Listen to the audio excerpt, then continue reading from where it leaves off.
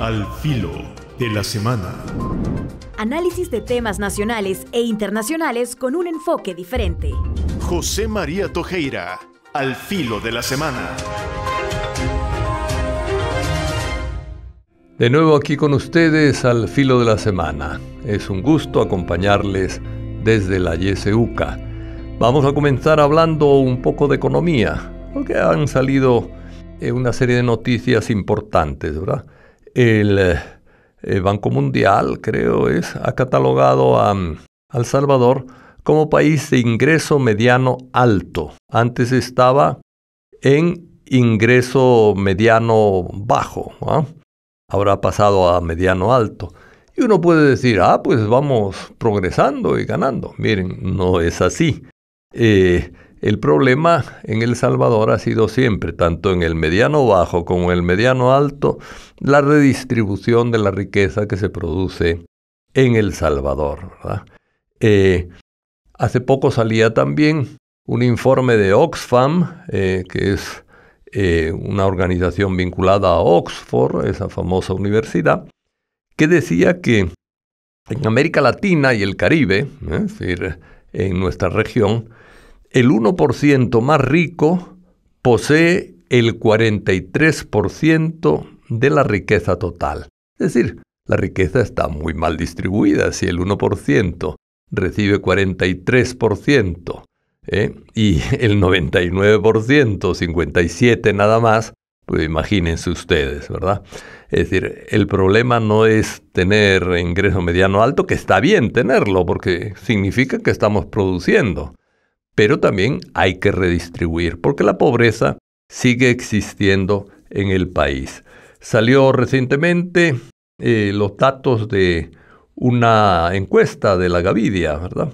Y decían en la encuesta que el 60% de la población, de las familias encuestadas, distinto de la población, incluyendo remesas, reciben menos de $500 al mes, es decir, 60%.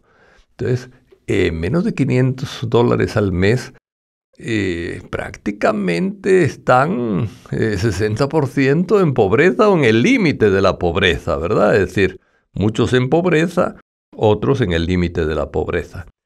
A mí me llamó la atención esta encuesta. Las encuestas, como son con muestras, no son definitivas, ¿verdad? Es decir, no puede uno decir, es así, pero ciertamente es una muestra de que el tema de la pobreza es grave en El Salvador, ¿verdad? El cálculo general que se hace a través de la encuesta de propósitos múltiples del Estado es un 30% aproximadamente, ¿verdad? Generalmente se hace en base a la canasta básica, pero la canasta básica sabemos que ha subido bastante, de manera que puede ser que haya más de un 30% de la población en pobreza, y ciertamente la encuesta de la Gavidia refleja eso, ¿verdad? ¿Qué cantidad? Es difícil saberlo, pero solamente según la encuesta, solamente vamos a hablarlo así, el 13% son los que no contestan. Solamente esos ganarían más o ingresarían más al hogar de $1,000. Bueno, yo creo que a lo mejor es más gente la que ingresa más de $1,000, pero también se ve una desproporción grande entre un 60% con menos de 500 y un 10% con más de 1,000, ¿verdad? Es decir, la solución tiene que ir por la redistribución. ¿Y cómo se redistribuye la riqueza producida por El Salvador? Se redistribuye a través de impuestos, ¿verdad? Es decir, a través de impuestos sobre la renta. Recientemente el arzobispo dio unas declaraciones diciendo que lo mejor era tener impuestos progresivos en El Salvador y no regresivos. Impuestos regresivos el IVA, porque pagan lo mismo los pobres y los ricos. Entonces, al pagar lo mismo, los pobres sufren más que los ricos, ¿no? Pues a los ricos les sobra el dinero, entonces no les importa pagar el IVA, pero los pobres, si les suben el IVA, los friegan, ¿verdad? Entonces, el arzobispo decía mejor impuestos progresivos. Los progresivos son impuesto de la renta, pagan más los que tienen más, impuesto al capital, que lo hubo en El Salvador y lo hay en muchos países también, al capital y al patrimonio, ¿verdad? Es decir, impuesto a las herencias, es decir, bueno, son impuestos que son importantes, ¿verdad? Y que redistribuyen la riqueza, porque la riqueza la producimos entre todos, es decir, no se puede decir que la riqueza la producen los ricos y que los pobres no hacen nada, pues los pobres trabajan, es decir, y producen riqueza. Lo que pasa es que al redistribuir la riqueza producida, a los pobres les toca mucho menos. Es decir, no puede decir que es normal que unos ganen más que otros, eso puede ser normal, pero que muy poquitos acaparen mucho de lo de todos, eso no es normal y eso hay que cambiarlo evidentemente. Bueno, eso sobre economía que es importante decirlo. Otras cosas, carros sin placas. Hay una noticia que llamó la atención esta semana y en las redes se tocó de diversas maneras de un diputado en un carro sin placas. Bueno, yo quiero recordar que esto no es raro. Por más que insistan en que todos debemos ir identificados y con placas, con cierta frecuencia se ven carros sin placas. Y sin placas del todo, sin ni siquiera un papel provisional con un número que a veces cuando se retrasa la placa algunos lo tienen, ¿verdad? Este papel o una medio placa ahí puesta encima de o al lado del parabrisas. No, sin placas, ¿va? Entonces yo recuerdo haber visto al director de la OIE en tiempo de Flores y también en tiempo de Saca, que andaba un carrazo, ¿verdad? Un Toyota de estos Land Cruiser de 4 puertas, lo andaba sin placas, ¿verdad? Y los de seguridad andaban también detrás de él sin placas. Es decir, el Estado no puede andar sin placas. Todo el mundo lo veía salir, todo el mundo sabía quién era, pero lo veían salir del edificio de la OIE. De manera que ahí no es para clandestinidad. Es decir, podía tener placas perfectamente, ¿verdad? Pero a veces el poder tiende al privilegio. Yo creo que en este sentido es muy sano que se exija que todos tengan placas, sean diputados, sean quienes sean, ¿verdad? Es decir, pero que tengan placas en los carros, que es lo normal, ¿verdad? Todos estamos sujetos a que tránsito nos diga si cometemos infracciones, etc. Hablando de esto, se me ocurría también insistir en un punto que es no idealicemos el pasado, ¿verdad? Es decir, yo he visto una tendencia a decir que el pasado era mucho mejor, que los gobiernos de Arena y el FMLN eran mucho mejores. Miren, hay problemas más graves en este momento en el campo del Estado de Derecho, pero tampoco eran ideales los funcionamientos de Arena y del FMLN. Es decir, ellos tienen que reconocer eso. Mientras no lo reconozca, el pueblo no los va a aceptar. Tienen que reconocer que se equivocaron y tienen que tener mejores proyectos para la población en ese campo económico, por ejemplo, del que hemos hablado, ¿verdad? Es decir, y en otros campos también, ¿verdad? Y en el Estado de Derecho también. Es decir, entonces, no idealizar el pasado. Yo veo que mucha gente está diciendo, no, que antes estábamos mejor. Miren, hay cosas ahora que funcionan mejor. Yo me fui recientemente a vacunar contra la influenza a un centro de salud de Santa Tecla. Una atención exquisita, una rapidez y efectividad muy grande. El centro se llama Díaz del Pinal, es decir, queda casi en el centro de Tecla, limpieza, etcétera.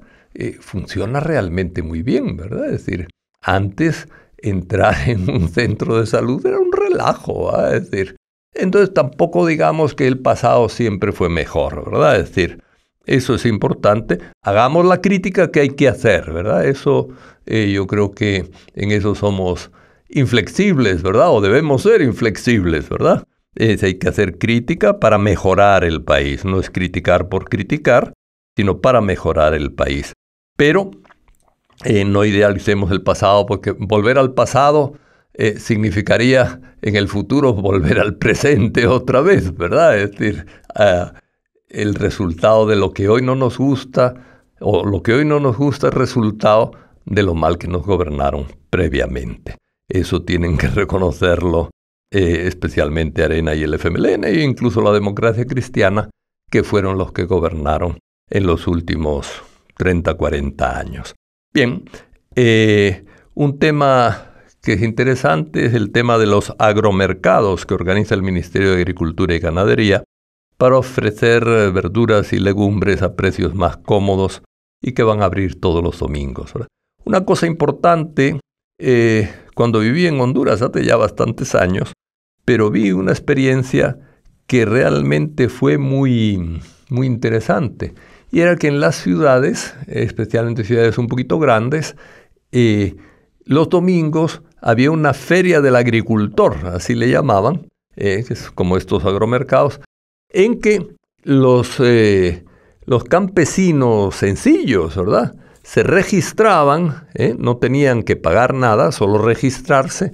Se les asignaba un puesto muchas veces en los parques centrales de la ciudad y vendían directamente sus productos en el campo a la gente. Los vendían mucho más baratos porque generalmente el coyote, como le llama la gente al intermediario, pues le sacaba precios bajos y luego vendía a precios más altos, ¿verdad? Bueno, los campesinos vendían a un precio que era justo, regateaban a veces, etc. Eso es interesante porque se ayuda directamente al productor inmediato y se ayuda también al consumidor, ¿verdad? Es decir, es una manera de crear relaciones, ¿verdad?, entre la población y apreciar el trabajo de los campesinos, etc.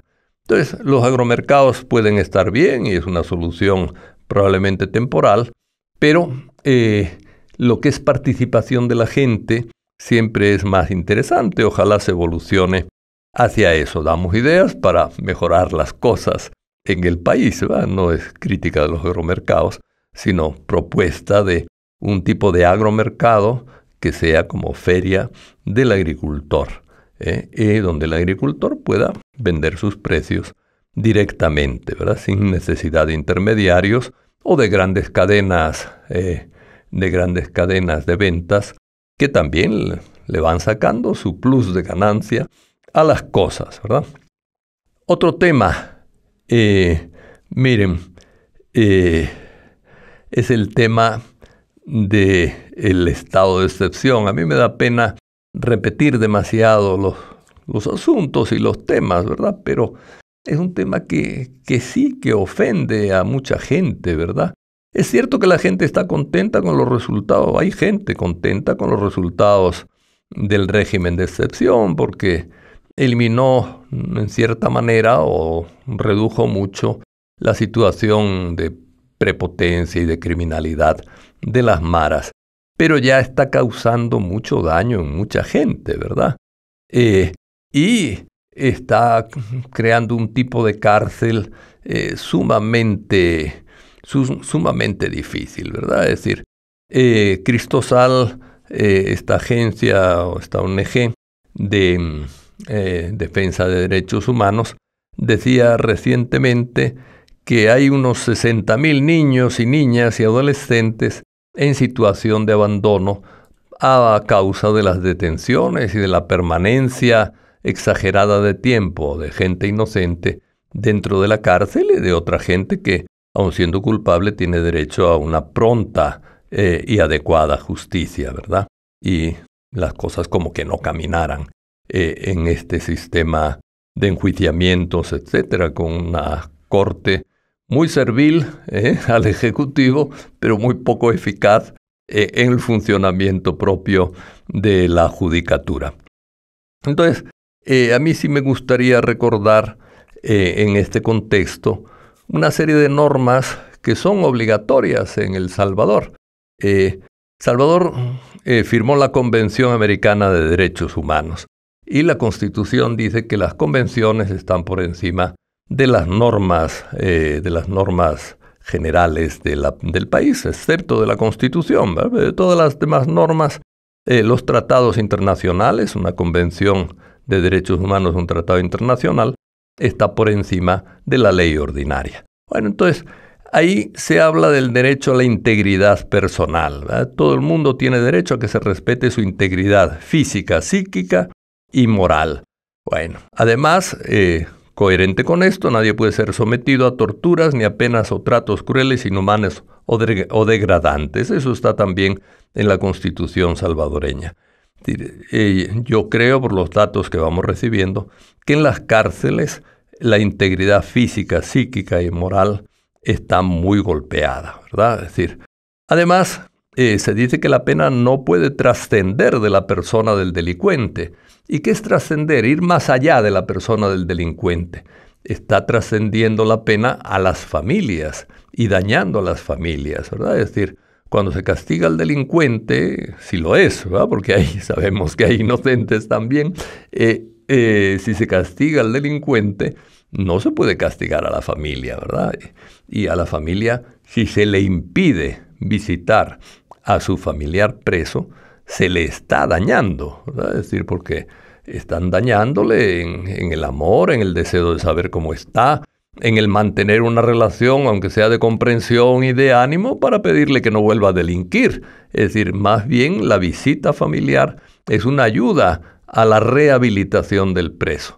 Y aquí se les prohíbe. Bueno, estos son normas internacionales obligatorias en El Salvador que no se cumplen. Hay otras también, ¿verdad?, que dice que los procesados deben estar separados de los condenados. Aquí están metidos todos juntos, ¿verdad?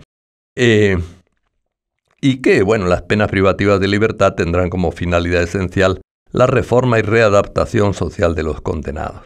Además de esto, hay unas reglas mínimas de las Naciones Unidas para el tratamiento de los reclusos, las reglas Nelson Mandela, que no se cumplen.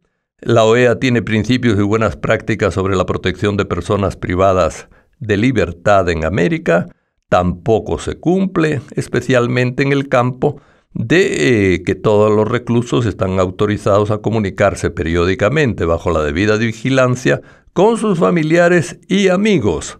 Bueno, es decir, y con los representantes legales, por supuesto, que también han estado bloqueados en este caso. No puede ser que mantengamos tanto tiempo este régimen de excepción. La policía tiene capacidad, ahora que hay menos crimen organizado, de perseguirlo con sus propios medios, sin necesidad de estas leyes que abusan en cierta medida grandemente de la población. Y esto es todo por hoy. Y una última cosa que quería decir. Yo voy a estar un mes fuera del país y entonces me despido de ustedes hasta, creo que es el 23 de agosto, ¿verdad? Es decir, que volveremos a estar aquí con ustedes al filo de la semana.